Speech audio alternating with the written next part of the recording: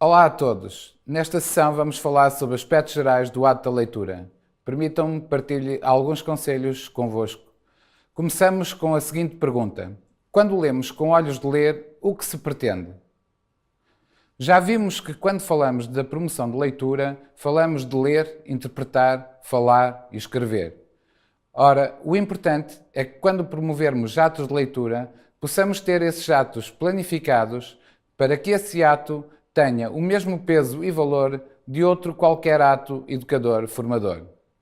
Ou seja, é necessário que o objetivo esteja bem identificado, quer por quem o criou, quer por quem o recebe. É também necessário identificar e ensinar claramente estratégias que visem o uso e o desenvolvimento dos meios cognitivos, afetivos e metacognitivos que permitam, neste caso ao adulto, ler um texto com eficácia. Ou seja, importa não só promover nos adultos a utilização da estratégia de leitura, mas também quando, como e por que utilizá-la, tornando desta forma o adulto um leitor cada vez mais autónomo.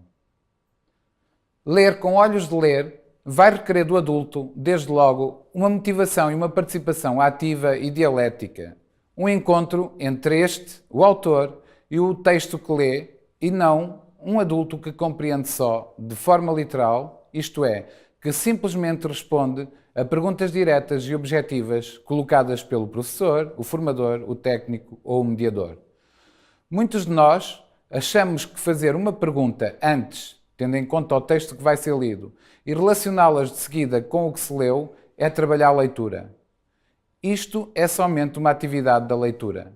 O importante é ler com olhos de ler, isto é, exigir do adulto uma interação e um diálogo permanente com o texto, explícito e implícito, num sentido metacognitivo e reflexivo, fazendo uso do conhecimento aplicado às suas aprendizagens anteriores, compreendê-lo e fazer transferes para o aplicar em novas situações, criando e construindo assim novas competências, a produção e o aumento do saber em ação.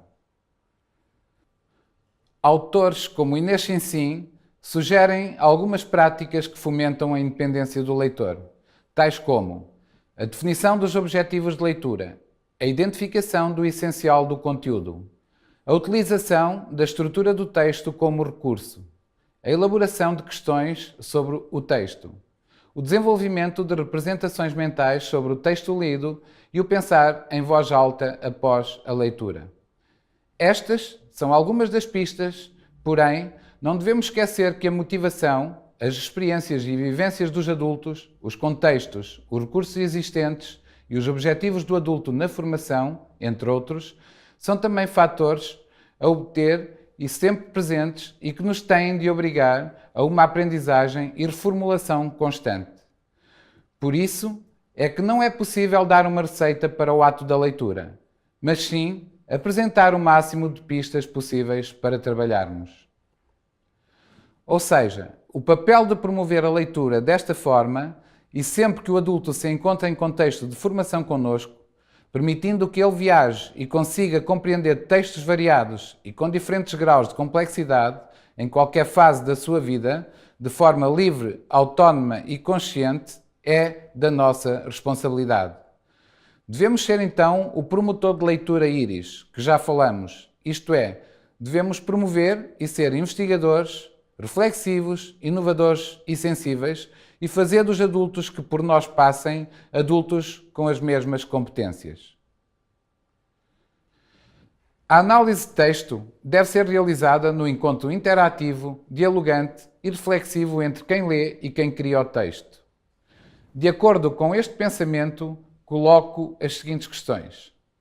Como devemos trabalhar a leitura, tendo em conta o indivíduo ou o grupo, a competência leitora dos mesmos e o que queremos que essas pessoas ganhem quando leem? O que se deve ler ou que operações se devem realizar, segundo alguns autores, quando se pega num livro, num texto, no contexto de leitura que se quer fazer, ou trabalhar como, por exemplo, a leitura de lazer ou leitura mais científica, educadora ou formadora. Tentando responder a estas questões, atentemos então no seguinte. Em primeiro lugar, devemos saber o que se quer ler. Em segundo lugar, Lemos o título porque nos diz a maior parte das vezes o que contém o livro ou o texto e o que pretende quem o escreveu. Em terceiro, ver se há notas biográficas. Em quarto, atentar à edição e à data do texto para sabermos influências, etc. Em quinto lugar, saber se há críticas ao livro e conhecê-las. Em sexto lugar, devemos ler o resumo ou a sinopse. Em sétimo, ler a introdução e os prefácios. Finalmente, ver a bibliografia para encontrar outras leituras, se for necessário aprofundar o que queremos ler. Sermos capazes de ler, realizando estas operações, é ser capaz de atribuir significados, organizar ideias, produzir e avaliar pensamentos. Esta intenção leva-nos a outras, nomeadamente, que o objetivo de ler seja positivo, isto é, trabalhar os adultos para a leitura, implica ser capazes de motivá-los para que essa leitura seja feita, desde logo, de forma atenta e com intenção de disciplinar a mente, criar hábitos de leitura, de saber como se lê, etc. E focá-la naquilo que se lê. Que essa leitura tenha objetivos, sejam eles quais forem, por prazer ou por necessidade de conhecer assuntos, palavras, resumir, sublinhar, informar-nos, compreender, etc. Que essa leitura seja feita de forma proativa, envolver-nos na leitura, analisar, refletir, compreender, produzir. Que essa leitura seja focada em unidades de pensamento do texto, análise, a síntese, o resumo do essencial. Que essa leitura seja feita em diferentes registros, escritos, orais, digitais, leitura silenciosa, etc. Que essa leitura seja feita em diferentes velocidades. Por exemplo, avançar rápido ou devagar, conforme o texto esteja num contexto acessório ou essencial, sempre conforme o contexto da leitura.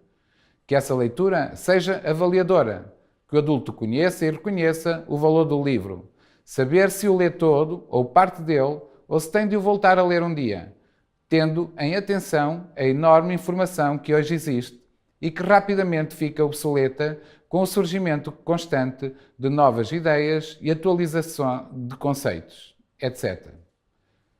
Que essa leitura seja crítica, reflexiva quanto baste, pois tudo que é demasiadamente exagerado também prejudica, que impere, portanto, o bom senso e que essa leitura promova a sua consciência, liberdade, autonomia e emancipação enquanto indivíduo membro de uma sociedade.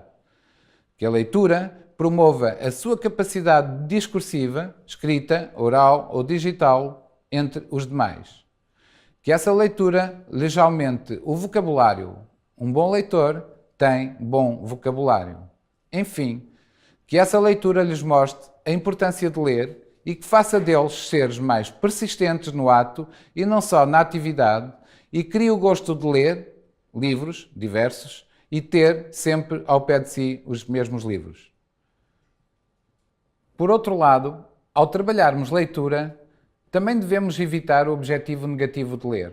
Isto é, ao trabalhar a leitura com os adultos, devemos evitar que essa leitura seja vista pelo adulto como uma obrigação.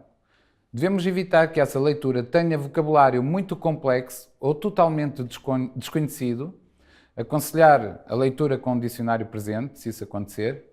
Lembremos-nos do que falamos quando vimos a forma como se processa a aprendizagem no adulto. Finalmente, devemos também evitar que essa leitura seja feita sem suporte, pessoas, net ou dicionário, por exemplo, pelo menos enquanto eles não ganhem competência leitora. Permitam-me que telegraficamente relembre e resuma, porque têm sido focados ao longo desta ação, mais alguns aspectos que se prendem com o ato da leitura, nomeadamente os diferentes tipos de suporte livresco existentes, escritos, digitais, áudio, visuais, audiovisuais, etc.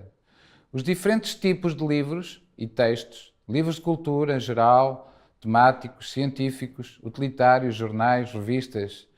Outros tipos de texto, como a internet, as redes sociais, mapas, horários, gráficos, bulas, panfletos e outras informações do dia a dia. Os objetivos de leitura, como o lazer, o entreter, o divertir, a arte, a música, o desporto, o humor, a leitura informativa ou de cultura geral, científica ou de educação e formação, ensino e aprendizagem, etc. Por agora, terminamos por aqui. Até breve.